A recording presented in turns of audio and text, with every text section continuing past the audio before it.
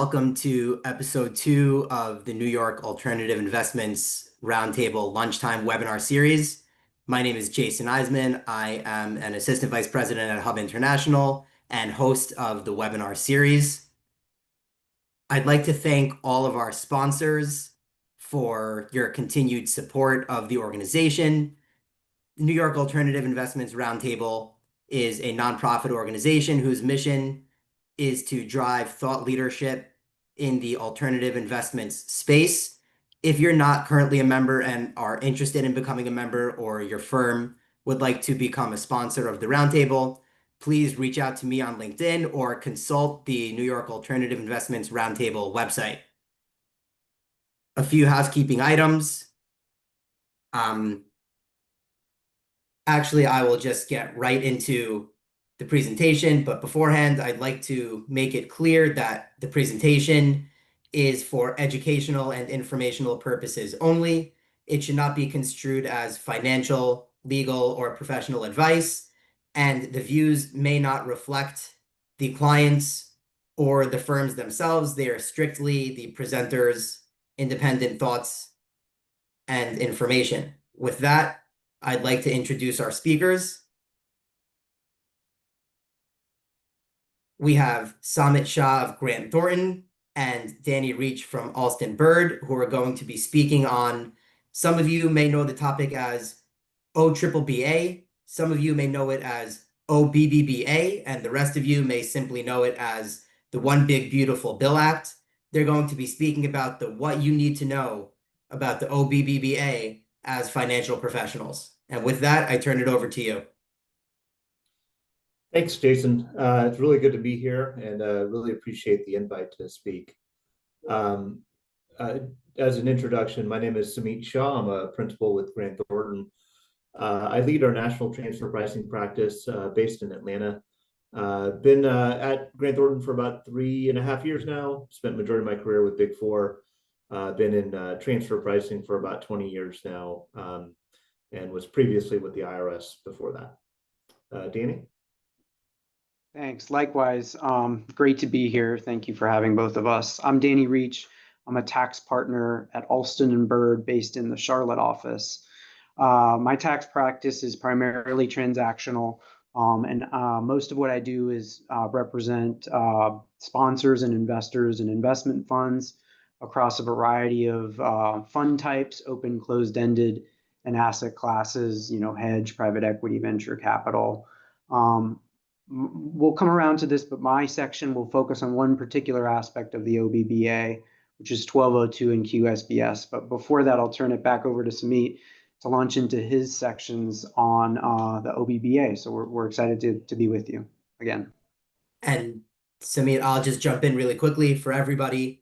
There's a chat box and Q&A box at the bottom of your screen. If throughout the presentation you have questions, feel free to shoot those in, and at the end of the presentation, if there's time, we will go through and we will do our best to answer the questions as they come in. All right, thanks, Jason. So let's just level set on the One Big Beautiful Bill Act, and I heard Jason call it the OBBB. We've started to call it OB3. Just a variety of acronyms. I'll be calling it OB3. It's just a Star Wars reference. I don't know, man, I'm just a geek in that way. In OB3, that came into play and was signed into law on July 4th. And that extended a lot of tax benefits of what we saw from the Tax Cuts and Jobs Act back in 2017 that came into force. It also introduced a lot of other additional tax regulations that will give you a very high level view on and how it'll impact your jobs and industries. When you look at OB3 as an overall overreaching act, it not only played into tax, but it also played into other areas of investment and from a regulatory perspective. Because it is one big, beautiful bill, right? It encompasses so many different areas of law that although we're going to focus on tax, just know that this is more far-reaching than just tax. Danny, do you mind going to the next slide, please?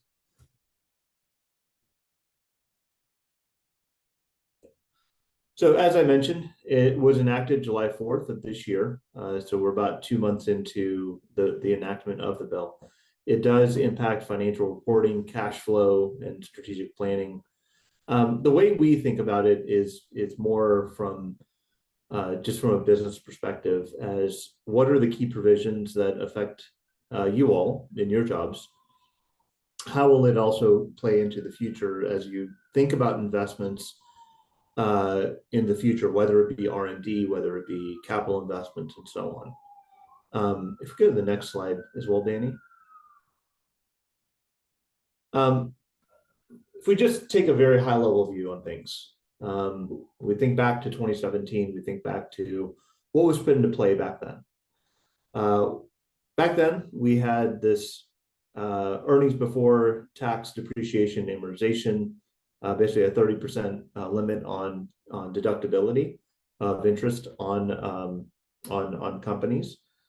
That got changed to EBIT a short while after, and so obviously that created a issue for many companies to have a lot of disallowance of interest deduction. Now, part of OBBBA that came back to EBITDA. And so from a modeling and planning perspective, it allows for more interest deduction overall. It also allows for some thinking about how to best do this, given there are certain transition rules in place. In addition, on R&D, under the TCJA Act back in 2017, it basically allowed for, or it changed the rules where instead of having 100% deductibility in year one, changed it to amortizing it over a 5-year period for US based R&D and 15 years over non-US based R&D. Now, back on the OB3, we're back to 100% deductibility domestically. So again, allows for more tax deductions here. Again, there's a transition rule in place, and we can get into that a bit more. There's a lot of international tax. I'm an international tax person, and then we're playing in this space quite a bit, where we're seeing that on a base erosion tax and the benefits of foreign-derived intangible deductions. There's changes that happen there, as well as under the GILTI rules. And again, I'll get into all of that later as well. But if we get to the next slide as well, Danny, we'll talk more just how it affects businesses overall. And let's take it out of the more tax minutia for a minute and get more into just how it'll affect you. So depending on how companies are getting reviewed and audited, and how you all are, what your audit firms are saying, the OB3 could have an impact on your Q3 financial statements. We've seen companies having to think about very quickly pivoting to Q3 and Q4 of how the changes in tax law are going to affect their disclosures in the financial statements, as well as updating how their ETR changes will look for 25 and beyond. There's also revaluing deferred tax assets and liabilities that would need to be done, especially as you're incorporating these changes with regard to the transition rules. That financial reporting aspect of it, we've had a number of conversations with CFOs about it, and the fact that this is a big deal. This is going to be something, especially for larger corporations that are adopting immediately, that they really need to start thinking about and start to plan for, at least as they come out with Q3 and Q4 financials. From a cash flow perspective, there's 100% depreciation allowed, a bonus depreciation, and immediate R&D expensing. So with those deductions, it allows for reduced taxable income, reduced tax payment, and so it allows for positive cash flow, which from a company perspective, you need to start thinking about how best to deploy that cash. If your Treasury Department is thinking about the future as it relates to the rest of the year, as companies do adopt these provisions, it's going to affect how Treasury plans for the cash flow. In addition, on the interest deductibility on EBITDA basis, that obviously increases deductions too. From a capital expenditure perspective, there's certain clauses within the new law that over the next 3-4 years, you can fully depreciate property used for manufacturing if they come online in a certain period of time. And that 100% deductibility on capital expenditures also, it's in line with the Trump administration's goal to increase manufacturing in the U.S. And so that tax law is very key in incentivizing companies to manufacture. I'm sure we've all seen the news headlines of additional manufacturing coming in. And so this will allow and hopefully allow for more of that spend coming into the US. There's international tax strategies that I'll get into, but for those that are not necessarily international tax folks, but the FDII, that was a deduction that was allowed for back in the 2017 law, where it says if you're manufacturing, if you're licensing, if you're doing anything that's US outbound, you can take a deduction for it as long as it exceeds 10% of your return on assets. So there was a hurdle there that then allows for a reduced rate on tax on that income, I should say. Under the new law on OB3, it eliminates the return on assets component. And effectively, now it allows for many manufacturing companies who are already invested in the US to take advantage of this tax deduction that will effectively reduce ETR. I've got clients that do a lot of manufacturing in the US and sell outbound. And this FDDI change in law is actually going to have a material effect on their ETR to the point that they're going to be disclosing to the street here soon. So companies that do manufacture in the US and sell outbound, this is a big change as again, in line with the Trump administration's goal to manufacture more here. From a talent and compensation planning, there's a lot of changes as we've seen in corporate on individual rates, SALT caps and estate tax exemptions. I'm sure we all have seen that come to us either from our financial advisors, tax advisors, and so on. I won't get too much into that, but it solidified a lot of the rates that were in place in 2017. And it changed a lot of the estate tax exemptions as well. Finally, I'll touch on the state and local one because this is where the federal law and state law doesn't necessarily align. States are adopting various rules, but they're not necessarily conforming to the new federal law. So there's a lot of changes that are happening that from a federal perspective sound great, but then when you get to the state side, it's going to be a state-by-state issue. And that's where a lot of complexity comes in at planning potential opportunities. We'll touch on that too, but just know that it's not just for federal purposes that you need to think about it. The states are really figuring out how to align to it, and they may not align completely. Before we go on, any questions? See a couple in the chat. I actually can't, as presenter, look at the Q&A. So if you want to, it says to expand, just maybe zoom in on the slides a bit. I think it may just be a small print.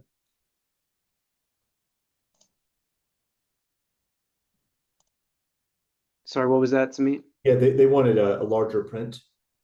Okay. Yeah, just to zoom in. Yeah. Is that better? Or does that cut off some text? It does cut off some text, but I think it'll be fine with you. Okay. There you go. All right. So let's get into a little bit more. And again, I don't want to get too far into the minutia of the details here, but just overall, as I've already stated on the optimization of deductions here, depreciation, the interest deductibility, R&D expensing, all of this just has a lot of positive cash flow impact, obviously reducing effective tax rates, but also allows for additional deductions here. The thing that I look at in here is when companies are looking to invest in the U.S. and looking to expand or plan to invest in new manufacturing facilities, that the 100% bonus depreciation, as well as the increased interest deductibility through the EBITDA calculation, that's just going to increase the potential for investment. States obviously give state credits aligned with that, and the combination of this and from a credit perspective, I'm hearing from state tax authorities that because of the change in federal law, they're thinking about changing the credit system from a state perspective.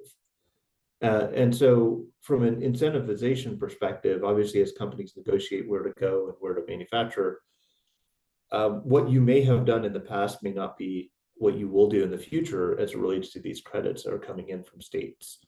And so they've already incorporated, some of the ones here in the South have already incorporated in their thinking of bonus depreciation, the EBITDA, interest deductibility, and R&D expensing in terms of the benefits that are being provided as it relates to manufacturing in their relative states. I won't get into the details of each and every one of these, but you can see there on the slide, and I think we're going to be providing the slides after the presentation, but you can see how the effective dates take place, but there's a rolling effectiveness of the dates. The thing that want to highlight here just for the R&D expensing is the fact that although the US, any US based R&D can now be immediately expensed, anything that is done offshore, so if you've got an India R&D center, a Hungarian R&D center, what have you, those expenses still are going to be subject to the 15-year depreciation or amortization. And so it's not as if all of it can be immediately deducted.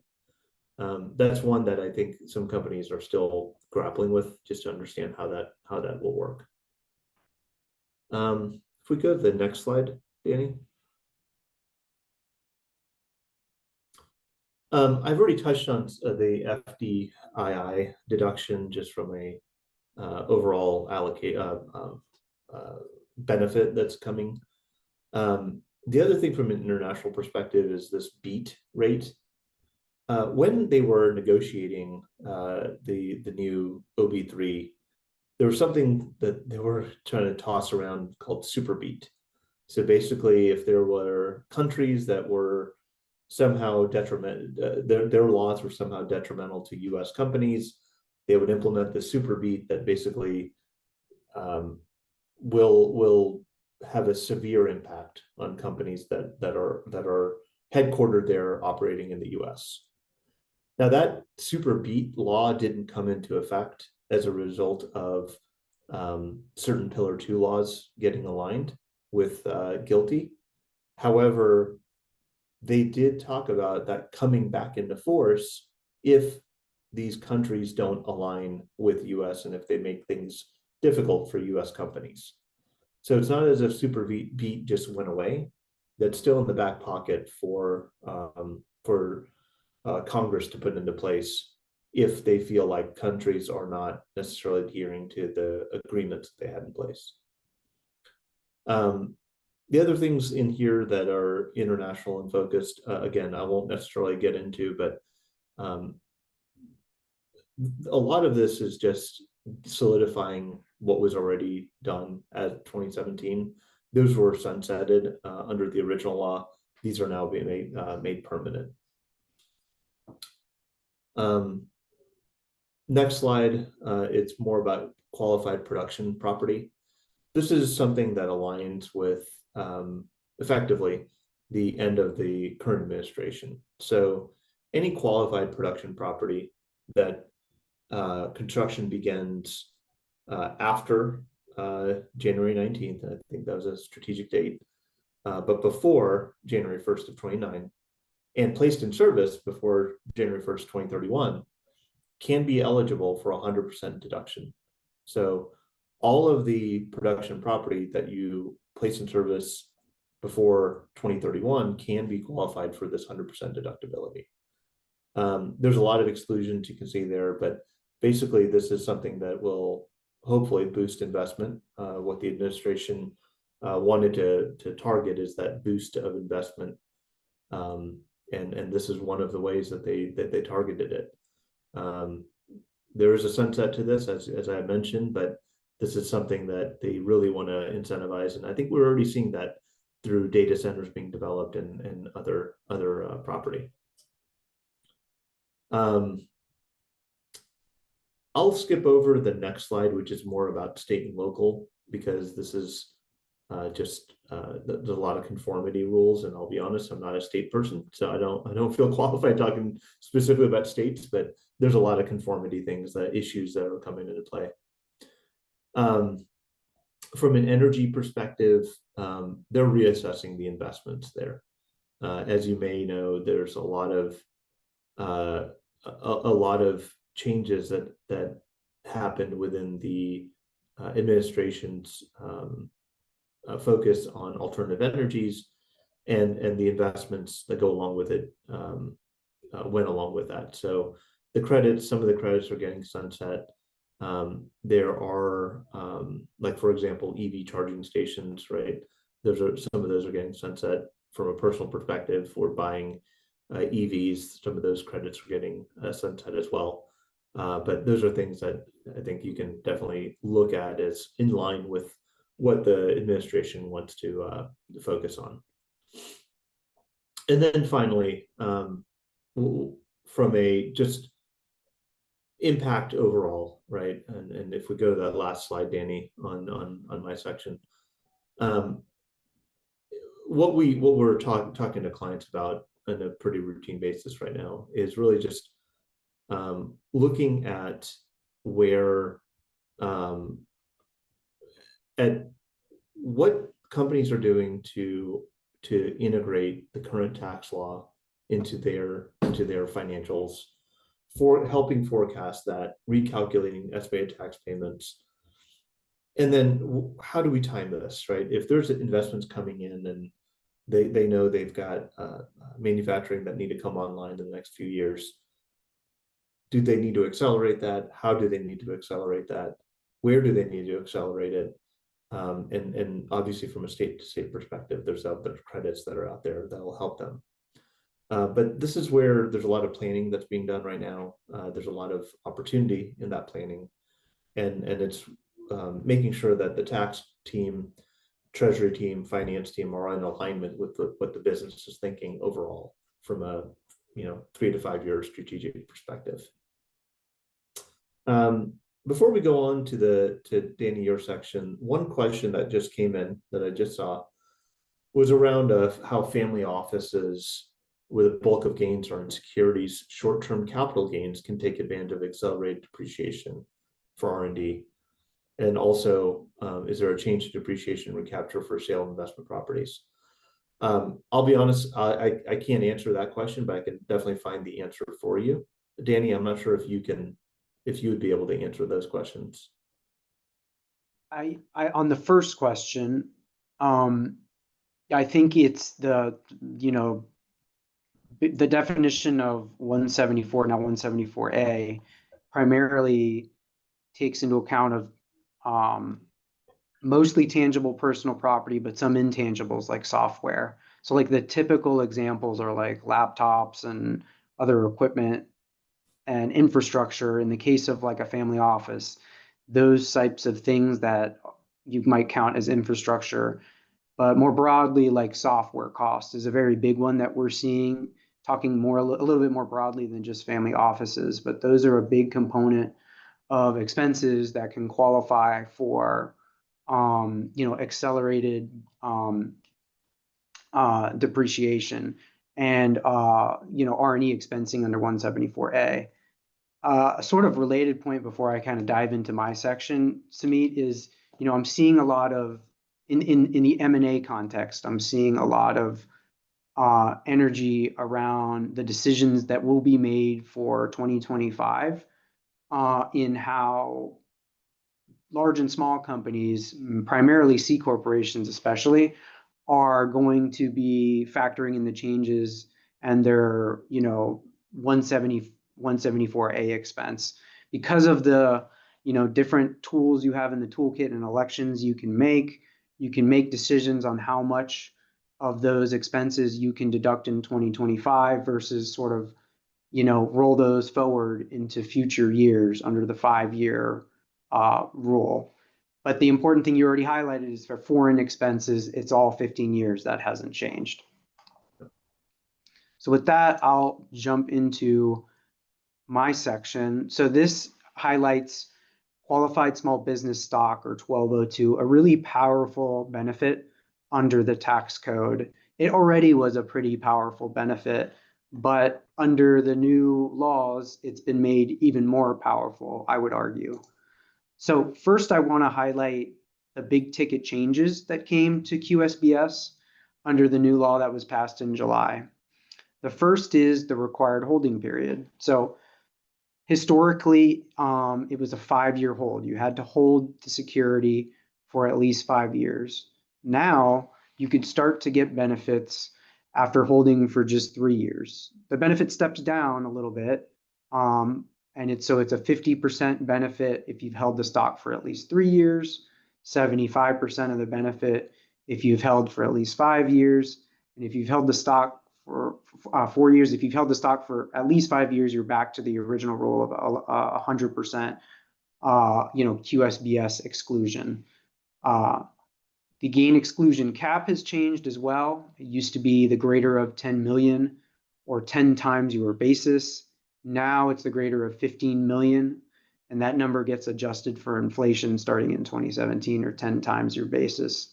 That in particular is just, I think, highlights the magnitude of the benefit. So what this means in practicality is that if you've invested 1.5 million or greater, and you have gains in excess of 15 million on that 1.5, your gain would be up to 10 times that basis, that investment you've made. A really powerful benefit.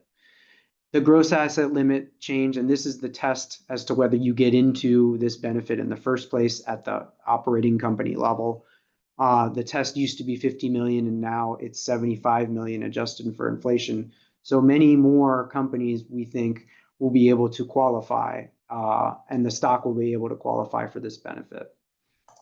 So that's a summary of the changes under the new law. I want to get back to some background and sort of bring it full circle to an example that might be relevant for folks in this industry, in the investment management industry. So a little bit more background. The issuer of the security must be domestic, and it must be a C corporation. The stockholder can't be a C corporation to benefit. So usually individuals, partnerships, or trusts with individuals, those sorts of beneficiaries can qualify. It must be acquired at original issuance. So secondary purchases of QSBS stock won't qualify. And it can be in exchange for money, property, or services.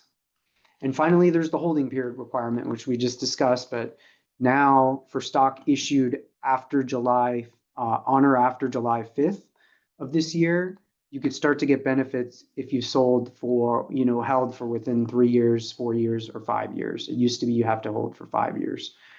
And just to be clear, so stock that's been issued before July 5th, so, latent 1202 stock, you still have that 5-year holding period, but any stock issued after July 5th, you can start to get benefits after a 3-year hold.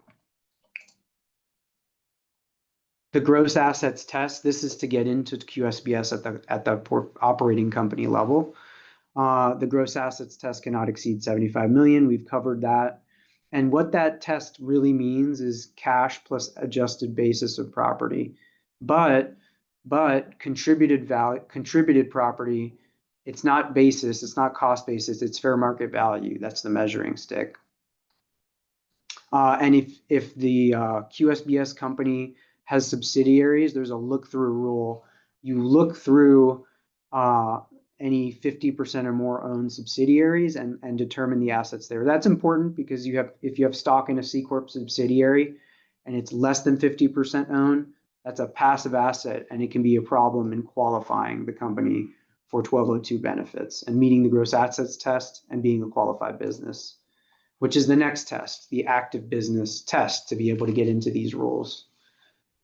So the QSBS company must conduct an active business during substantially all the shareholders' holding period. The number to think about here is 80% is substantially all. And the types of businesses that can qualify, the way the rules work is they operate by exclusion. So they have a list of things that won't qualify for 1202, but the implication is that most other things will. So the kind of big exclusions to highlight are trades or businesses involving personal services, or where the principal asset is a reputational skill. So the classic cases are, healthcare organizations, legal or accounting organizations, law firm accounting firms, engineering architecture firms. Also, companies that specialize in performing arts, athletics, and consulting. And then there's banking, finance, and insurance companies are kicked out. Farming businesses are kicked out. Certain natural resources like extraction companies. And then hospitality, hotels, and restaurants are kicked out. And then certain companies that hold significant real estate are also kicked out. But the important thing here, and why it requires, a detailed review, is that ancillary or adjacent businesses can still qualify under 1202. For example, like a healthcare tech company that isn't primarily focused on providing healthcare services could still qualify. Something ancillary to performing arts is another example. So something like maybe like a dry cleaning service that specializes in costumes or that sort of thing. Maybe it's related to performing arts, but it's not really in the service of performing arts. That's another good example. And then finally, like something that's ancillary to hospitality, just hotels, restaurants, and motels might be able to qualify. So it merits, a detailed review. And one thing that can be a trap for unwary is you might have, a tech or a software company that can qualify, but if there's too much consulting being done, that can get you back into a non-permitted activity. Finally, there's look-through rules. We discussed that on the active business test. And there are permissive rules for startups. This really is intended as a startup company benefit, given the 50 million, 75 million gross assets test, but there's permissive rules for working capital and startup expenses. Okay. Now flow-throughs. This is where it gets maybe more and more interesting for folks that might have 1202 companies held through investment funds. So holders of flow-throughs, partnerships, S corporations included, can benefit from 1202. And a classic example of this is a partnership that owns stock in a company that can qualify for QSBS. And if structured properly, the partners as well can qualify on their flow-through allocations of gain when the partnership sells the QSBS stock. There are certain requirements, and generally it's that the partner has held the partnership interest at all times that the partnership has held the QSBS stock, and the income is includable by virtue of that person's interest, that partner's interest in the partnership. Now, that said, complex questions can arise for tiered partnership structures, which are very common in investment funds, and for profits interests like performance allocations and carried interests. There is some uncertainty as to whether a carried interest in a partnership, up above, can qualify for 1202 benefits for a portfolio company that otherwise can qualify for, as a qualified small business. But there are opinions, including mine and my own, that carried interest can qualify for 1202, but there are limitations on that benefit. I think there is, interestingly, I think an overlap between the new holding period requirements for stock issued after July 5th that starts to benefit after 3 years. So in the TCJA, one of the changes was that for certain carried interests to qualify for the beneficial tax rates, there needs to be a 3-year holding period. Incidentally, that overlaps well with the new QSBS rules. More permissive start to benefit after 3 years. And why that is that, so If you have an exit and it's within 3 years, you can both start to benefit from QSBS under the new rules, and you can structure it in a way that has cleared the 3-year holding period in order to get benefits for your carried interest. So those two holding periods align well. The key thing to think about is now you have a 3-year hold, and that aligns well with the 3-year hold for carried interest. You can't have transfers of stock to a partnership. So that's a restriction. That's an important one. You can't own stock that you got acquired at original issuance and then move or contribute that stock over to a partnership. That's not permitted. But an important thing to think about is many companies that right now are in flow-through form can be converted to C corporations and potentially qualify for QSBS benefits. And that's important because doing that now means the issuance will be after July, of course, and we'll start to use, can benefit from the new rules. So a 3-year holding period, a higher threshold on the gross assets test, and higher potential benefit cap, the 15 million versus the 10 million. And by the way, this benefit is on a per issuer basis.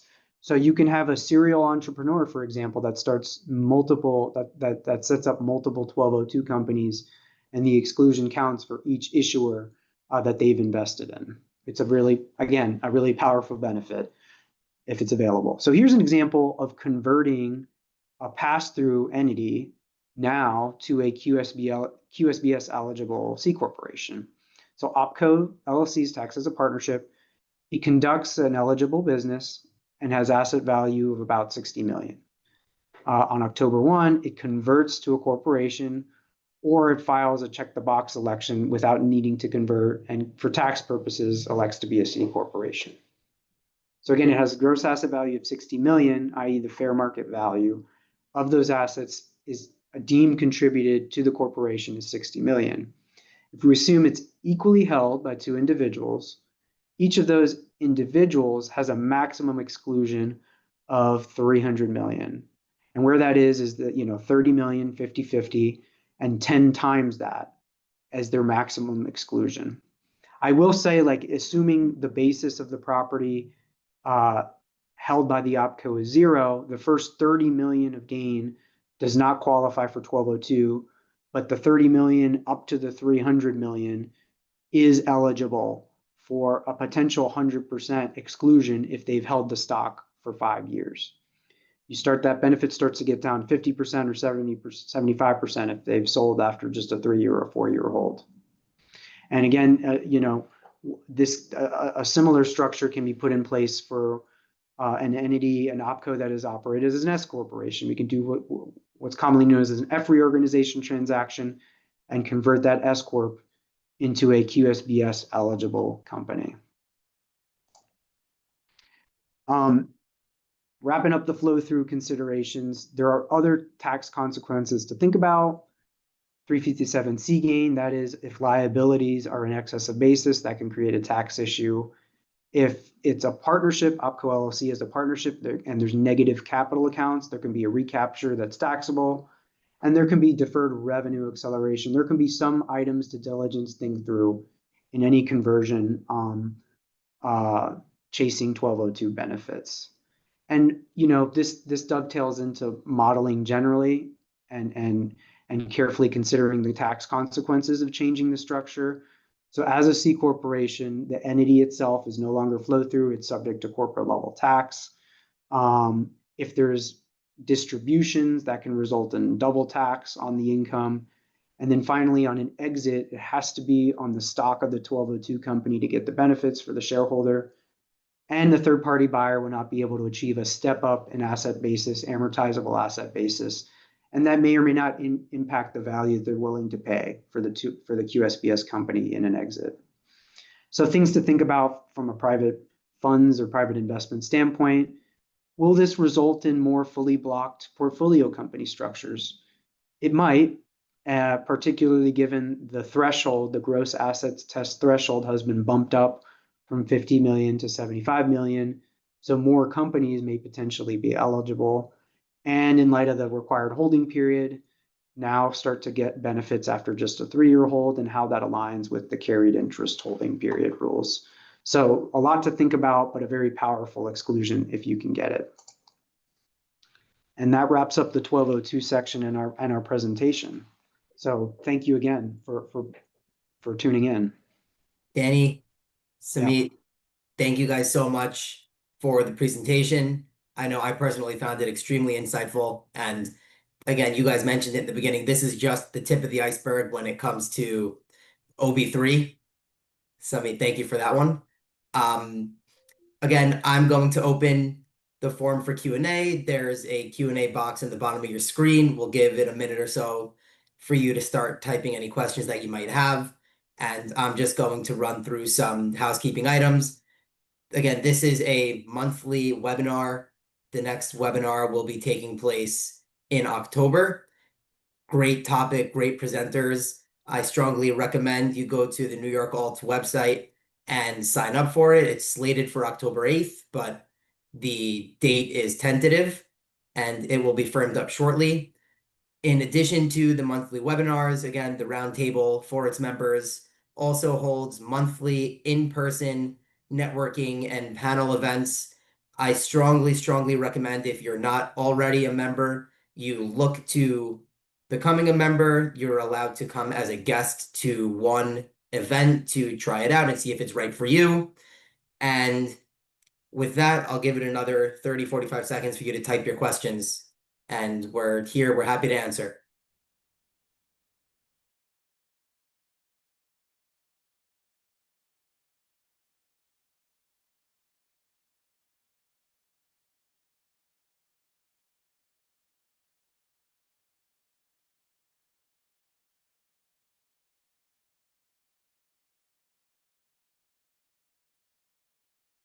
I don't see anything coming in. Samit, Danny, thank you guys again.